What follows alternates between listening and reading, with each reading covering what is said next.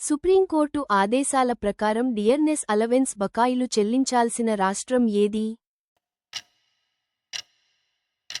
సరైన జవాబు పశ్చిమ బెంగాల్. షీల్డ్ బిల్ ప్రధానంగా ఏ సమస్యను పరిష్కరించడానికి రూపొందించబడింది? సరైన జవాబు పిల్లల ఆన్లైన్ భద్రత. అండర్-19 వరల్డ్ కప్ ఫైనల్లో భారత్ను విజేతగా నిలిపిన కీలక ఆటగాడు ఎవరు? సరైన జవాబు వైభవ్ సూర్యవంశీ. జాతీయ వెయిట్లిఫ్టింగ్ ఛాంపియన్షిప్తో గోల్డ్ మెడల్ సాధించిన క్రీడాకారిణి ఎవరు? సరైన జవాబు మీరాబాయి చాను. తాగునీరు మరియు డ్రైనేజ్ పనుల కోసం ఆంధ్రప్రదేశ్కు మంజూరైన నిధులు ఎంత? సరైన జవాబు 236 కోట్లు. నేషనల్ పీరియాడిక్ టేబుల్ డే ఎప్పుడు జరుపుకుంటారు?